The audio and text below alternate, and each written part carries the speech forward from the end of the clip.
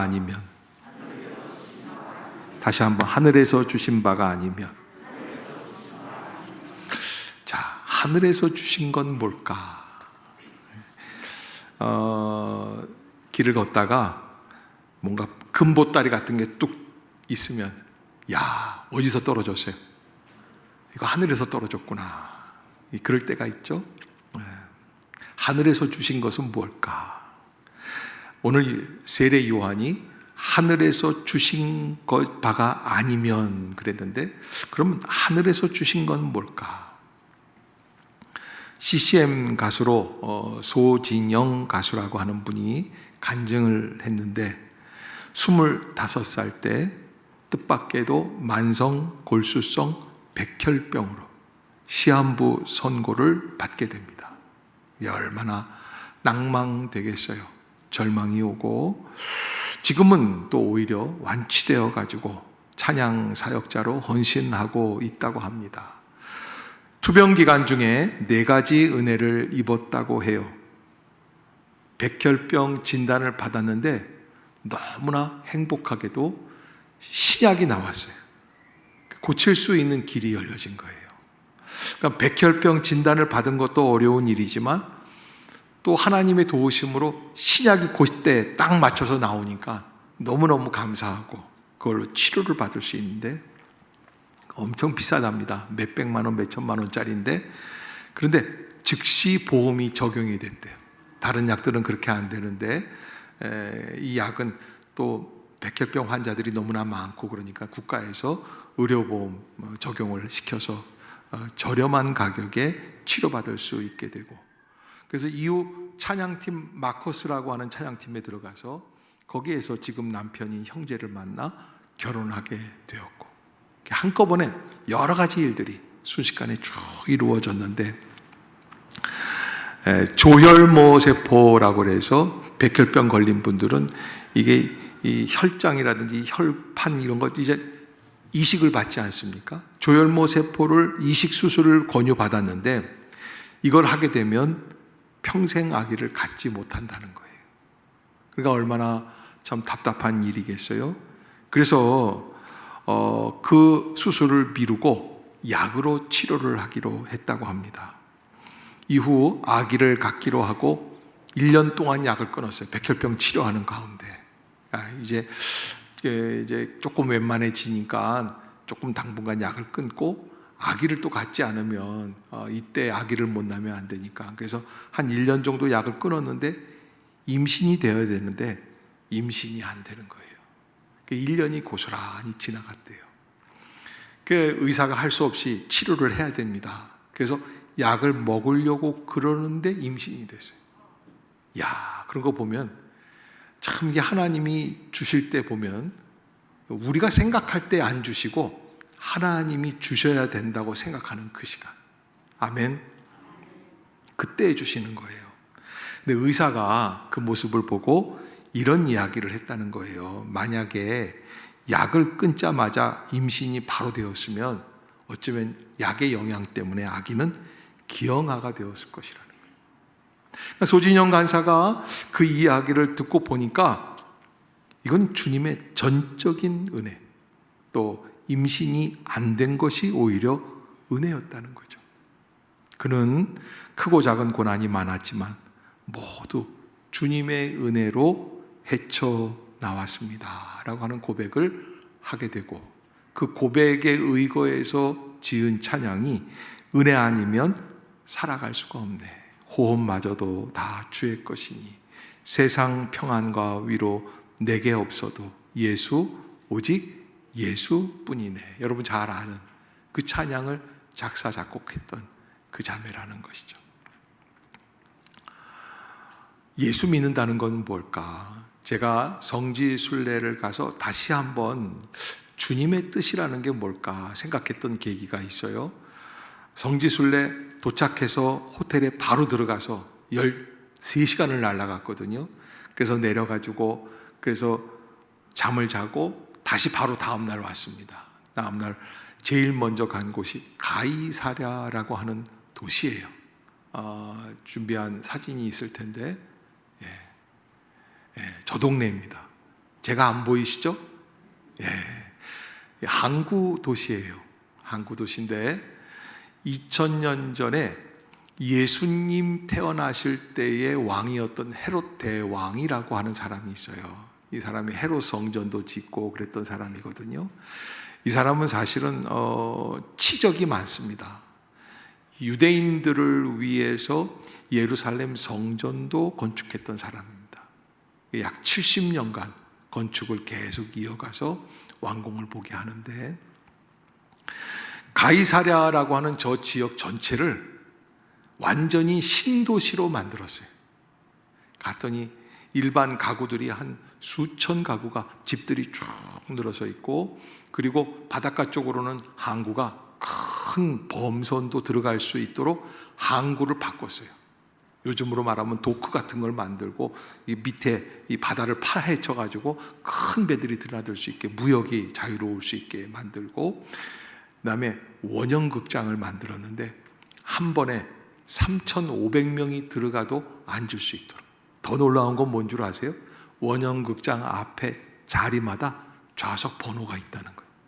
세상에, 제가 가보고 놀랐어요. 제가 전에도 한번 말씀드렸을 거예요. 우리 조경호 집사님 거기 가서 주님의 크신 은혜 노래 한 번 더 찬양도 하시고. 근데 놀라운 게 마이크 없이도 그 앞에서 부르면 전 좌석이 다 들을 수 있어요. 이걸 같이 가봐야 되는데. 그리고서 이제 원형 극장만 있는 게 아니라 원형 경기장, 그 다음에 전차 경기장, 그리고 저건 우리 교회 거는 아니에요. 치우세요. 이제 됐어요. 저쪽 가이사랴가 물이 없으니까 수도관을 만들었어요. 그래서 수도관을 만드는 건 어떻게 만드냐면, 요즘으로 말하면 다리를 만드는 것처럼, 가교를 만드는 것처럼 돌을 싸가지고 파이프를 그 위에다 쭉 깔아서 한 번에 물이 수십 킬로를 올 수 있도록 그렇게 만드는 그런 시설들을 보면서, 야, 2000년 전에 이걸 만들었으니 누가 만들었다고 그랬어요? 헤롯 대왕이 만들었어요.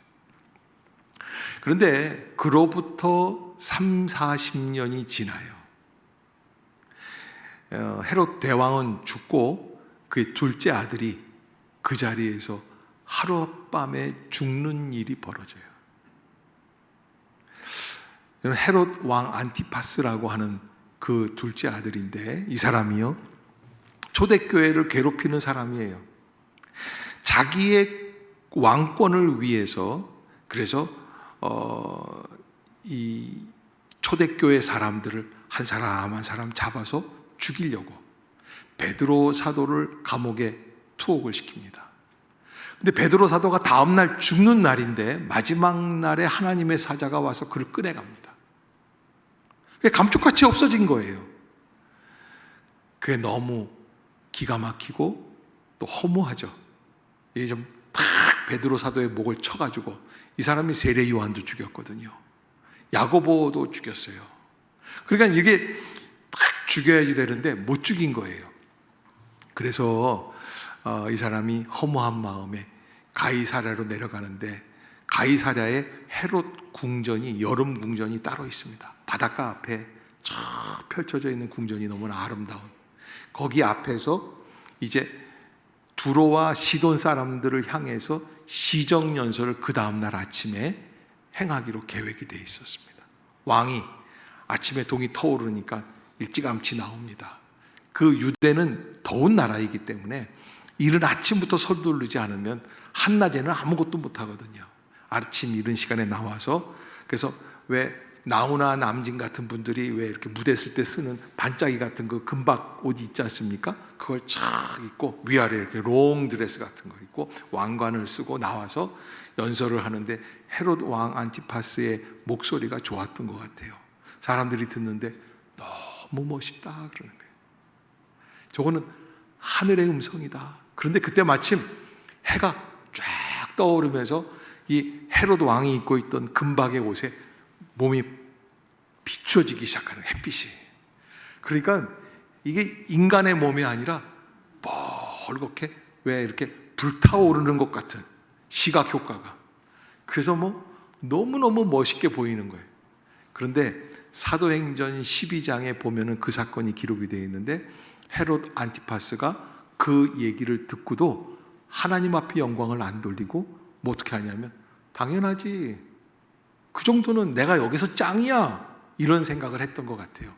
사도행전 12장에 보면 뭐라고 그러냐면, 그 자리에서 벌레에 먹혀서 며칠 후에 죽었다 그러는데, 제가 보기에는 이건 뇌경색 같은, 뇌출혈 같은, 그래서 터져서 그래서 죽게 되는 거예요.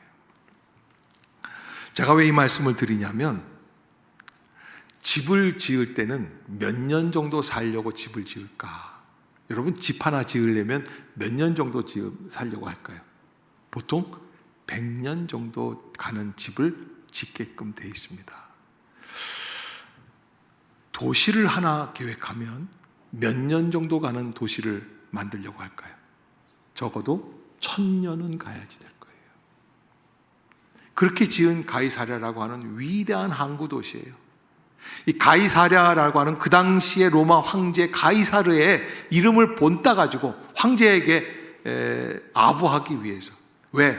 그래야 로마 황제가 인정해 줘야 자기 헤롯 왕가의 가문의 그 기간이 길어질 것 같으니까 그렇게 가이사랴라고 이름을 짓고, 예를 들어서 지금 이제 바이든 대통령이라고 그러면은 우리나라 평택 항구의 이름을 조 바이든 시티 이렇게 만드는, 그 정도로 이렇게 하면서 아부하면서 그렇게 지은 거예요.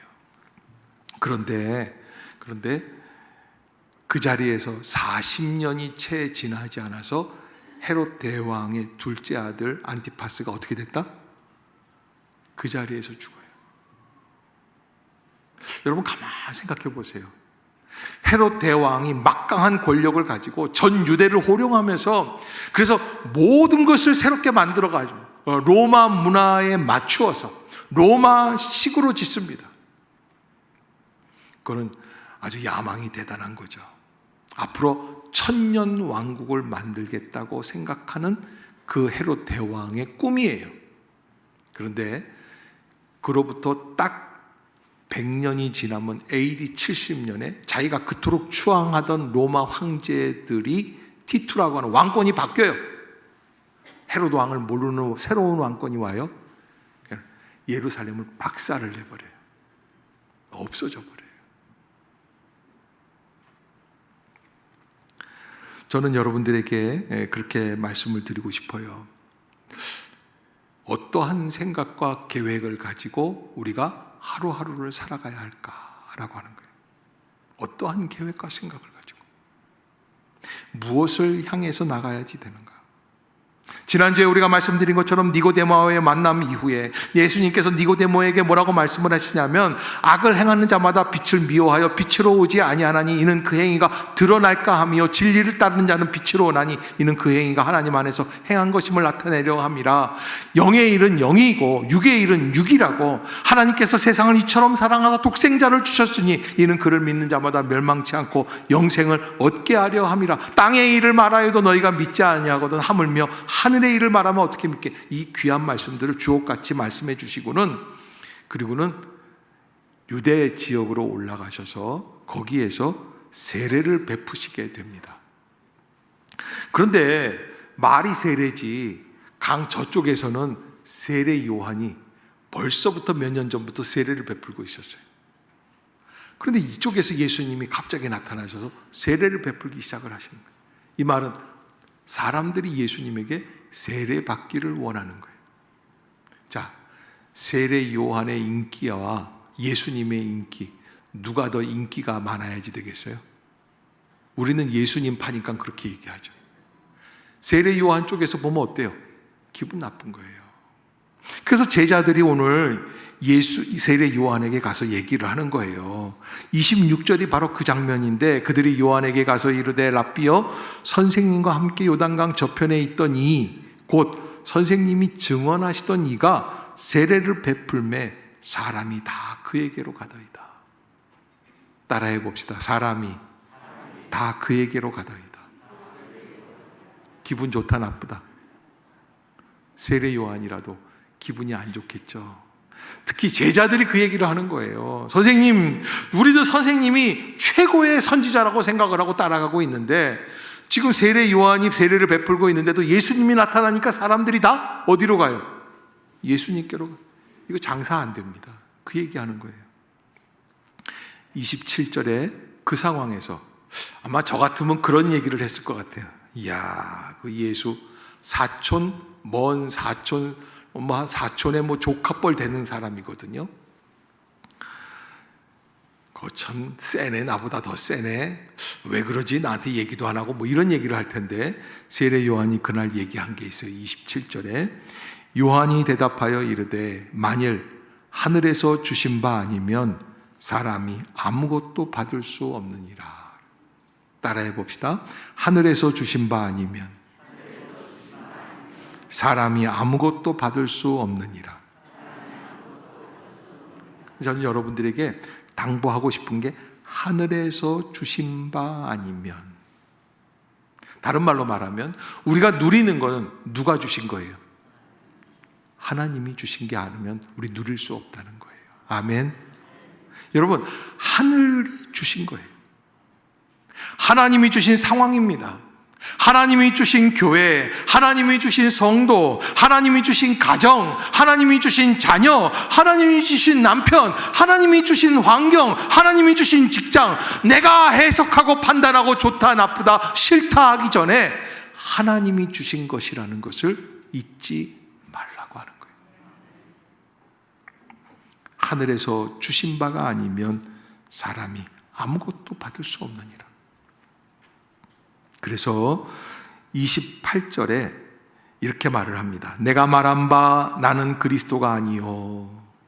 따라해 봅시다. 나는 그리스도가 아니요. 나는 그리스도가 아니요. 여러분, 내가 말한 바 나는 그리스도가 아니요. 세례 요한이 하도 그 얘기를 하는 거예요. 나는 그리스도가 아니다. 무슨 얘기입니까? 나는 주인공이 아니야. 주연이 아니야.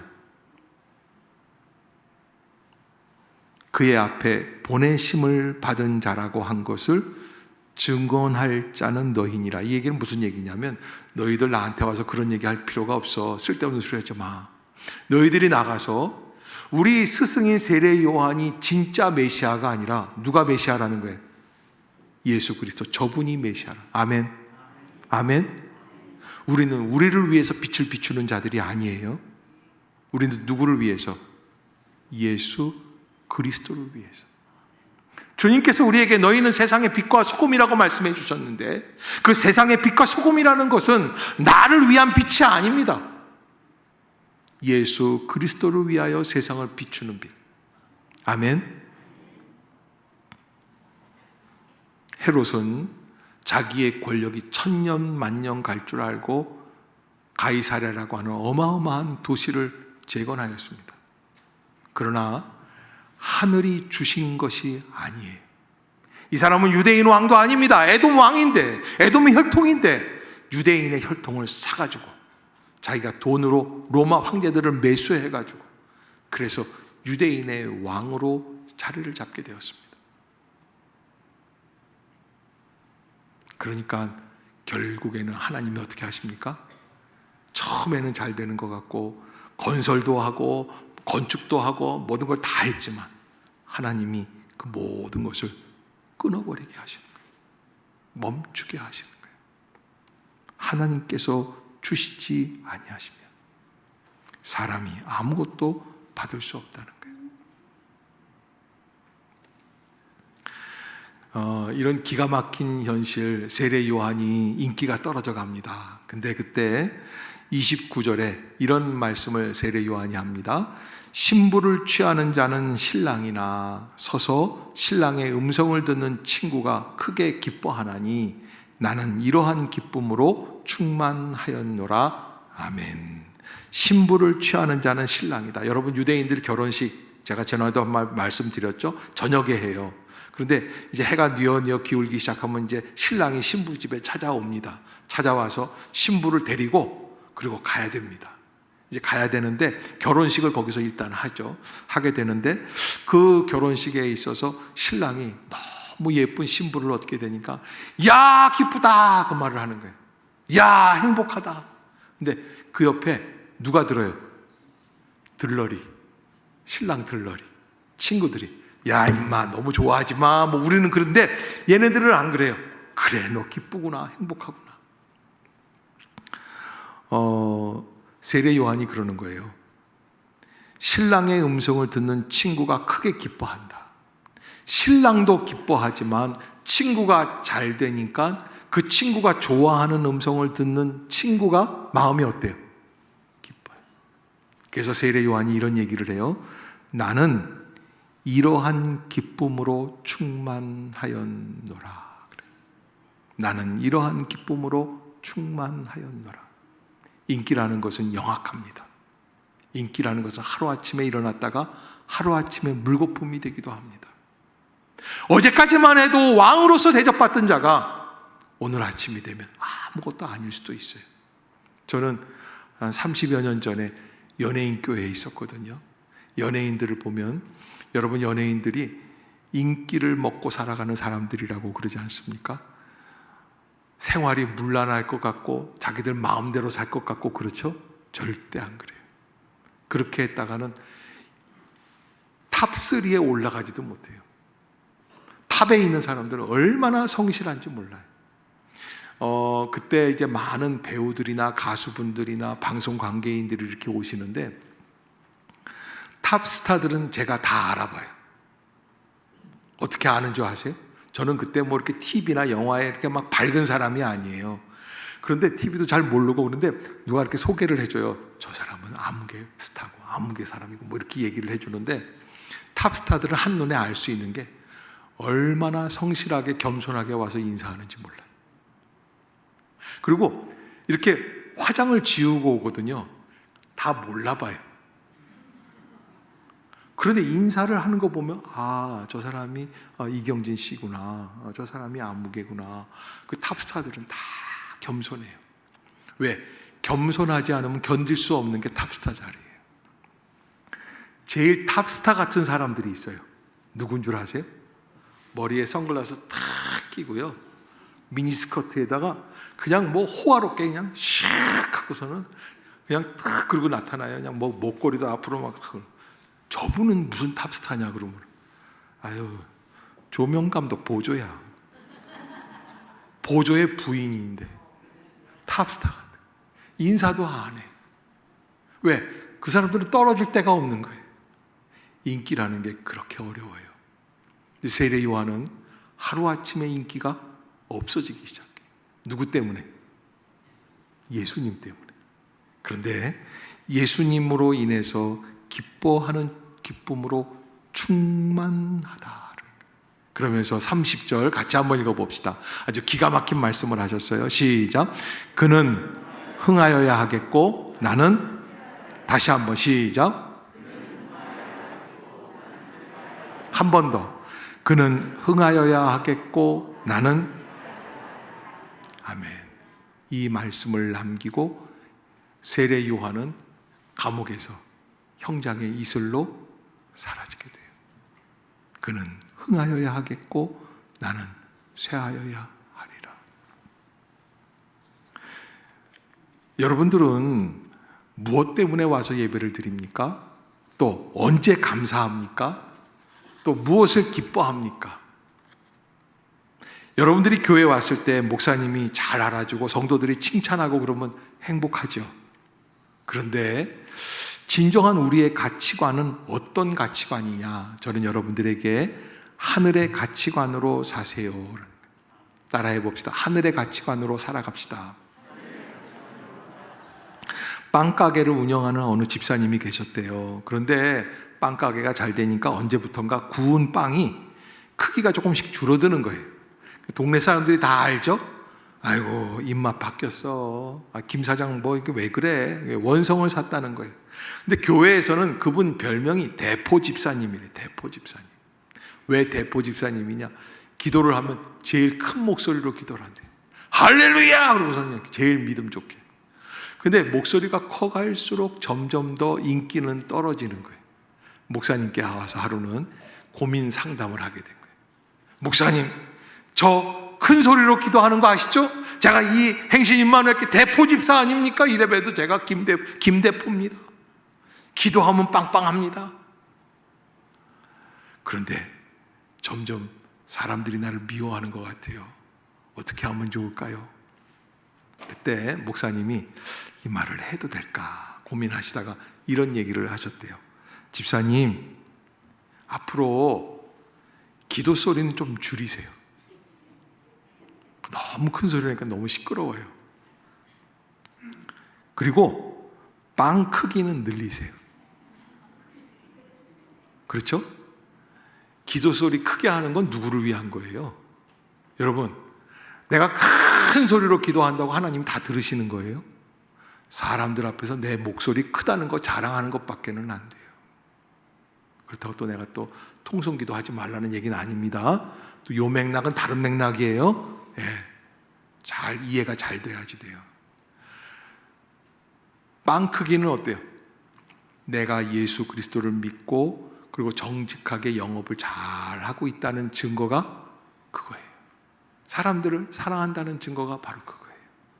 그래서 기도 소리는 조금 줄이고 빵 크기를 늘리세요. 성도의 능력은 일상의 산재물, 나의 삶으로 나타나는 것.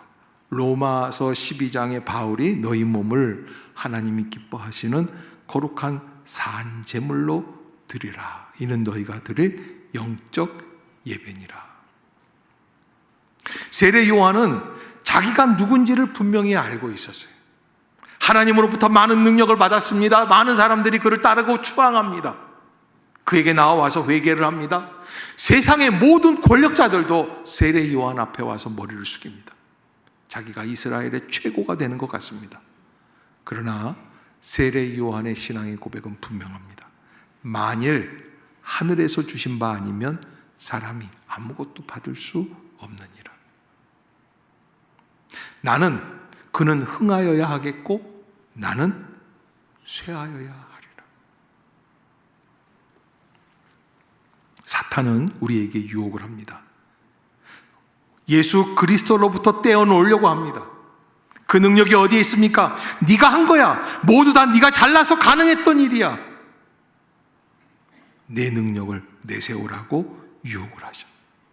그러나 하나님의 말씀은 그는 흥하여야 하겠고 나는 쇠하여야 하리라. 그래서 바울도 그 말씀 그대로 받아서 갈라디아서 2장 20절에 내가 그리스도와 함께 십자가에 못 박혔나니 그런즉 이제는 내가 사는 게 아니라고 그래요. 따라해 봅시다. 이제는 내가 사는 게 아닙니다. 그러면 무엇으로 사는 거예요? 오직 나를 위하여 자기 자신을 죽이신 예수 그리스도를 믿는 믿음 안에 사는 거예요. 아멘. 그것이 다른 인생입니다. 세례 요한은 시기심을 충동질하는 제자들 앞에서 흥분하지 않습니다. 오히려 하나님이 맡겨주신 일을 성실하게 감당했다고 하는 고백을 하게 됩니다. 자기가 보냄을 받은 목적이 무엇이며 자신의 한계가 무엇인지를 잘 알고 있기 때문입니다. 나는 그리스도가 아니요 그의 앞에 보내심을 받은 자라고 한 것을 증거할 자는 너희니라. 신부를 취하는 자는 신랑이나 서서 신랑의 음성을 듣는 친구가 크게 기뻐하나니 나는 이러한 기쁨이 충만하였노라. 신랑 되신 예수님과 신부 되신 교회가 만나는 그 기쁨과 행복을 우리가 알고 하나님의 은혜 가운데 교회 안에서 진정한 예수로 말미암아 가득한 기쁨. 아멘. 아멘. 그러한 은혜가 임할 수 있기를 주의 이름으로 축복합니다. 여러분, 가정에서 그런 일들이 많이 있어요. 엄마가 아이들을 위해서 애쓰고 힘써서 가정 살림을 하고 가정을 위해서 밥을 하고 가정을 위해서 반찬을 만들고 청소를 하고, 그런데 어느덧 애들이 다 컸어요. 20살, 22살, 23, 4 이렇게 되더니 어떻게 뭐라고 그러냐면 막 웃고 떠드는 거예요. 그래서 엄마도 좀 끼려고 그랬어 그랬더니 얘네들이 그러는 거예요. 엄마가 뭘 한다고 자꾸 아는 채를. 내가 있었으면 그냥 쟁이를 한번 양. 그럼 남편을 바라보니까 남편도 밥을 먹다 말고 뭘 날 쳐다봐? 난 바빠 그러더니 골프 치러 나간다는 거예요. 남은 엄마가 뭐라는 거예요? 이 꼴을 보려고 내가 여기까지 왔나. 근데 여러분 그럴 때 우울증이 확 와요. 그래서 세상에 살 희망이 없어요. 그런 것 같지만 그러나 우리는 누구의 영광을 바라보며 기뻐하는 거예요? 예수 그리스도의 영광. 내가 좀 더 헌신하고 희생하면서 가족들과 또 우리 모든 기업 그 사무실 안에서의 사람들을 잘 섬겨나가면 누가 영광을 받게 돼 있어요? 예수 그리스도가 영광을 받게 돼 있어요.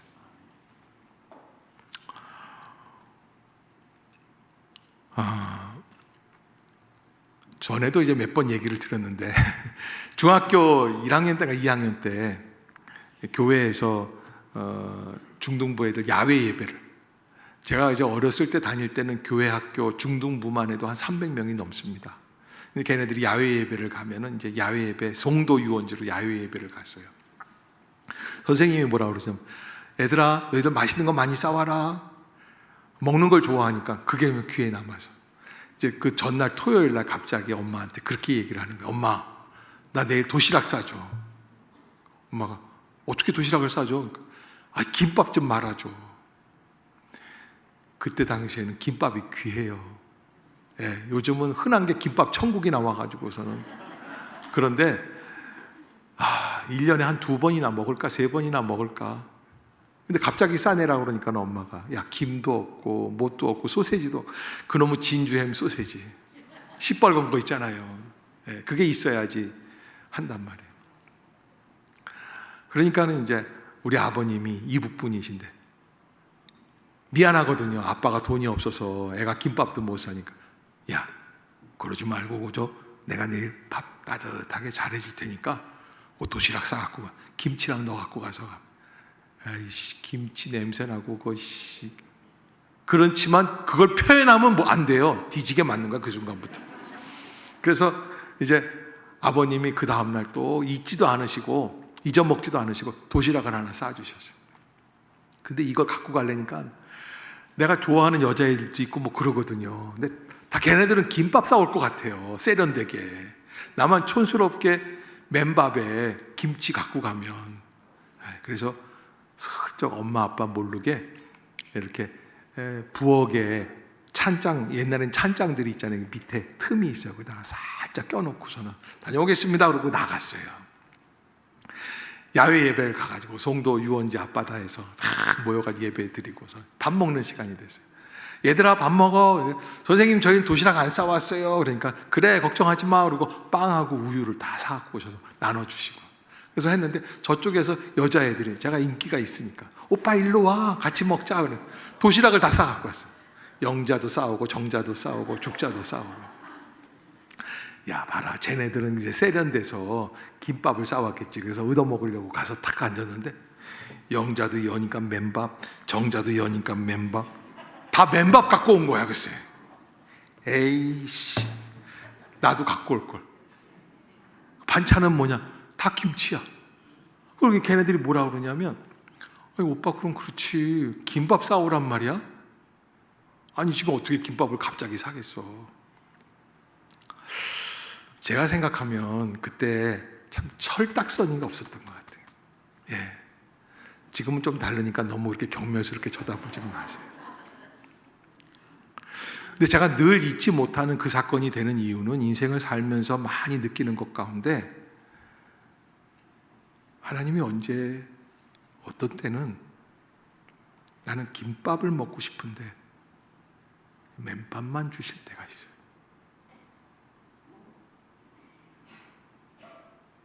나는 김밥 달라고 기도하는데 하나님이 싸준 도시락은 아무것도 없는 맨밥이에요.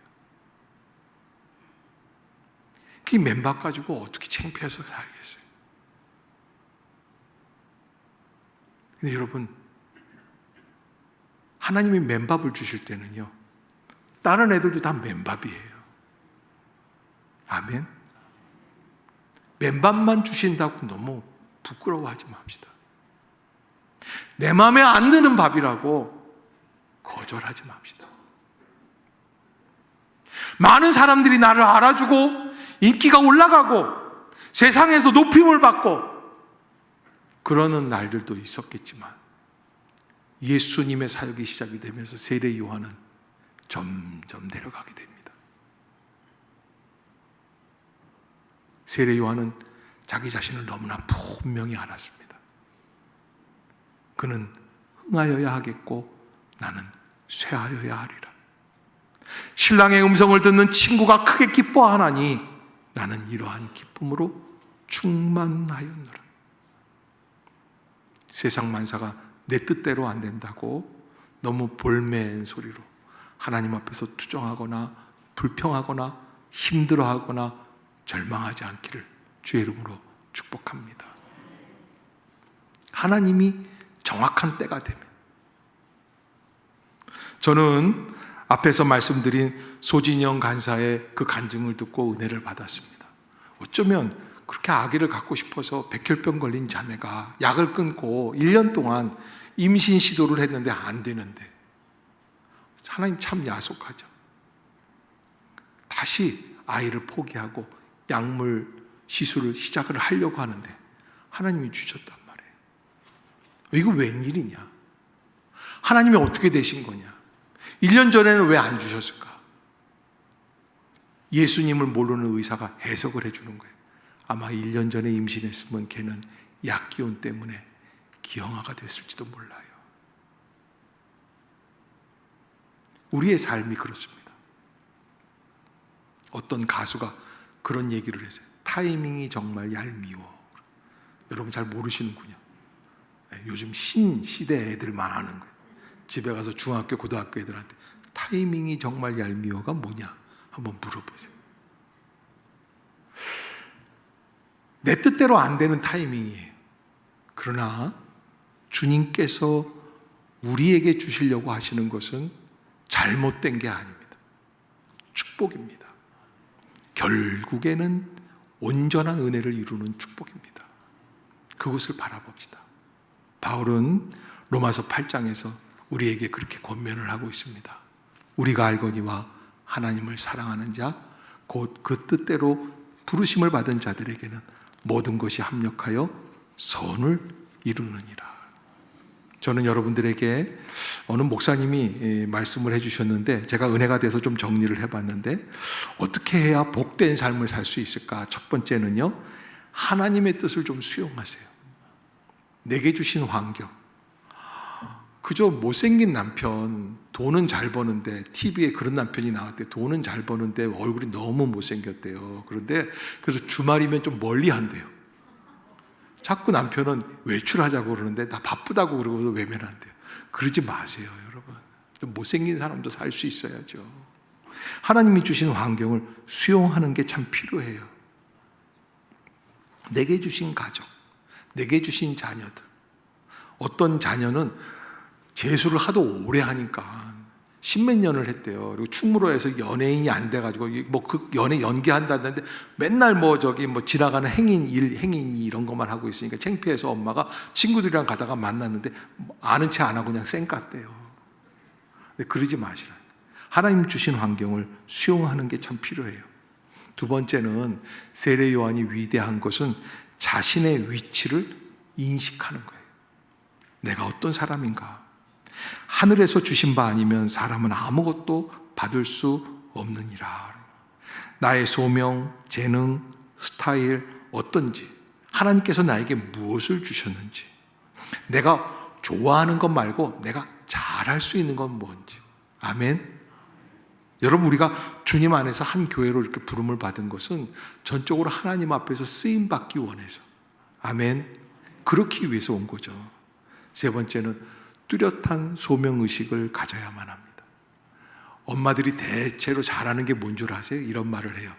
아, 오늘 기분 나빠, 밥 안 해. 왜 안 웃으세요? 본인이 하는 얘기를 제가 해서 뜨끔하셨나요? 오늘 기분 나빠, 밥 안 해. 여러분, 그러지 마시고 넉넉한 마음으로 나를 낮출 수 있기를 주의 이름으로 부탁합니다. 네 번째는 상황에 흔들리지 말아라. 세례 요한은 자신은 신랑의 친구로서 정말 만족한다고 고백을 하죠. 사람의 인생의 목적을 분명히 인식해도 남이 잘 되는 모습을 보면 소명의식이 흔들리기 쉽게 됩니다. 그런 사람들이 있잖아요. 요즘 IT계가 뜬다 그러니까 다 이제 대학 어디로 가? 컴퓨터 학과로 가려고 그래요. IT로 가려고 그래요. 다 그렇게 얘기하지 않습니까? 근데 너무 상황에 흔들리지 마십시오. 저 고등학교 때인데 고등학교 담임 선생님이 하시는 얘기가 있었어요. 2학년 때 담임 선생님이 영어 선생님이었거든요. 맨날 아이고 내 팔자야, 아이고 내 팔자야. 왜 그러냐고 물어봤더니 그분이 인하대 영문과를 나왔는데 고등학교 때 자기 반에서 자기가 공부를 제일 잘했대요. 근데 그 중에 머리는 좋은데 맨날 공부 안 하고 바닷가에 나가서 수영만 하던 놈이 있었대요. 저놈은 왜 저럴까? 그러니까 이 갈고리 있잖아요. 오리발. 그거 가지고 맨날 나가서. 그런데 지금 인하대 해양학과의 교수라는 거예요. 그러니까 자기는 고등학교 교실에서 앉아서 가르치고 있고 그 친구는 20등 밖이었는데 어디 있는 거예요? 대학교에 있는 거예요. 그래서 아이고 내 팔. 그러면서 늘 우리한테 그런 얘기를 하셨어요. 너희는 지금 잘 나가는 거 하지 말고 너희들이 좋아하는 거 해라. 그러니까 여러분 상황에 흔들리지 않아야지 돼요. 믿는다면 믿는 사람답게 이 믿음의 공동체 합당한 생각을 늘 잊지 말아야 돼요. 우리의 최고의 기쁨이 어디에 있어요? 모여서 이렇게 예배 드리는 데 있어요. 찬양하는 데 있는 줄로 믿습니다. 서로를 성도 안에서 축복해 주는 데 있는 줄로 믿습니다. 우리의 기쁨이 여기에 있어요. 저 건너편 동네에서 로또 번호 알려준다고 그러면 글로 싹 가버릴 겁니까? 어느 절간에서 스님이 도 닦았다고 로또 이번 주 번호 알려준다고 그러면 다 글로 갈 겁니다. 갔다가도 다시 와야지 되는 거예요. 여러분 그런 마음을 가지고 여기에 집중할 수 있는 상황에 흔들리지 말아요. 5번째는 보상에 집착하지 말아라. 보상에 집착하지 말고 세례 요한은 예수님을 위해 언제든지 손해볼 것을 각오했다고 그러더라고요. 그러기에 그는 믿음의 은혜로 그 놀라운 위대한 세례 요한의 길로 간 거예요. 만약에 세례 요한이 예수님 세례 베푸는데 열 받는 거예요. 섭섭하죠. 예수님이 또 사실 사촌 동생뻘이거든요. 그러면 예수님 당시 머리털이 좀 이렇게 길었죠. 남자들도 유대인들이 그렇게 길었다고 칩시다. 그러면 와가지고 세례 요한이 물 뿌리면서 아이씨 그러고서는 물러가라 그러고서는 예수를 물러가라 남의 장사 방해하는 너는 나아가라 그러고 사탄아 물러가라 뭐 그러고 그랬으면은 성경책에 나올 수 있겠어요. 세례 요한이 어림도 없죠. 여러분 우리가 하나님의 은혜 가운데 신앙생활을 한다는 것은 무엇인가? 믿는다는 것은 무엇인가? 내가 기뻐해야 될 것은 무엇을 기뻐해야지 되는가? 나는 신랑으로서 신부를 취하는 기쁨이 아니라 신랑이 신부를 취하고 기뻐하는 그 기쁨을 바라보는 그런 기쁨이 있다. 하나님의 나라가 잘 되는 모습을 바라보며 기뻐할 수 있는 은혜. 이것이 진정한 믿음의 기쁨인 줄로 믿습니다. 우리 이 한 주간도 혹시 내 마음대로 안 될지라도 여러분 김밥 아니고 맨밥을 주실지라도 따라해 봅시다. 맨밥도 감지덕지합니다. 아멘. 꼭 잊지 마시고 믿음으로 살아내실 수 있기를 주의 이름으로 축복합니다. 기도하겠습니다. 사랑의 하나님 감사합니다. 저희들 어떠한 상황이든지 주님의 은혜가 아니면 살아갈 수 없음을 깨닫습니다. 오직 예수뿐임을 깨닫습니다. 주님 그 은혜로 살게 하여 주시옵소서. 예수님의 이름으로 기도드리옵나이다. 아멘.